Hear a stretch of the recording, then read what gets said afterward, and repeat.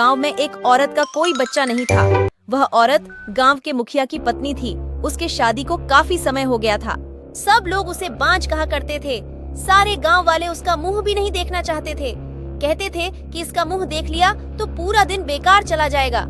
पर मुखिया की पत्नी थी, इसलिए लोग थोड़ी बहुत बातचीत कर लिया करते थे।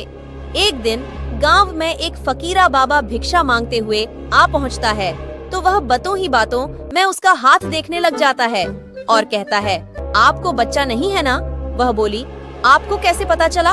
वह बोला, हम हस्तरेखा में निपुण है और हाथ देखकर यह बता सकते हैं कि क्या होने वाला है।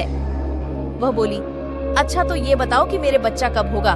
तो उसने कहा, आपको भगवान ने बच्चा तो नहीं दिया, पर मैं एक रास्ता बताता हूँ। सुनो, अमावस्या की रात को किसी एक ऐसे लड़के की बलि पीपल के पेड़ के नीचे दो जो अपने माँ बाप के इकलौता पुत्र हो और उसके खून से अपने बाल धोना, फिर कहना, ए प्यासी आत्माओं, यह बलि मेरी तरफ से स्वीकार करो और मुझे एक पुत्र दे दो। एक लोटे में उस कुएं का पानी भरकर उसके शरीर की 2 बूंद मिलाकर खुद पी लेना और उस लड़के के सिर के बाल अपनी साड़ी की गांठ में बंधे रखना, तो तुम्हें अवश्य एक पुत्र पैदा होगा।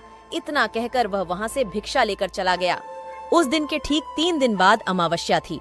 उस औरत ने वही किया जो उस बाबा ने बताया था। उसने अपने देवरानी के लड़के की बलि दे दी और खून की 2 बूंदे पानी में मिलाकर खुद पी लिया और उस सिर के कुछ बाल को काटकर अपनी गांठ में बांध लिया और बिना पीछे मुड़े अपने घर आ गई। सुबह गांव वालों को पता चला कि मुखिए के भाई के बेटे को किसी ने मार के वहां फेंक रखा है। जब यह बात मुखिए और उसके भाई ने सुनी तो वह नंगे पैर दौड़ पड़े। धीरे धीरे सारा गांव इकट्ठा हो गया। उस लड़के की माँ का रो रो कर बुरा हाल हो गया था। तब किसी व्यक्ति ने हिम्मत जुटाकर उस सिर को धड़ से जोड़ा और उसे नदी में बहाने की सलाह दी। वैसा ही किया। लोगों ने उस लाश को पानी में बहा दिया। सब लोग यही कह रहे थे, किसने किया? यह सब कैसे हुआ? सब लोगों के लिए यह घटना चिंता का विषय बन गई थी। जब मुखिया घर पहुंचा तो क्या देखता है कि उसकी पत्नी तो पकवान बना रही थी। वह बड़ी खुश नजर आ रही थी। मुखिया ने क्रोध में कहा, क्या तुम्हें इस बात का बिल्कुल भी दुख नहीं है कि हमारे भाई का बेटा मर गया है?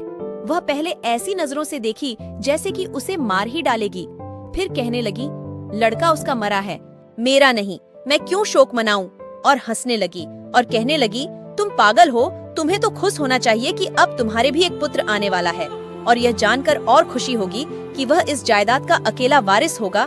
हाँ हाँ हाँ। वह फिर ऐसे हंसी।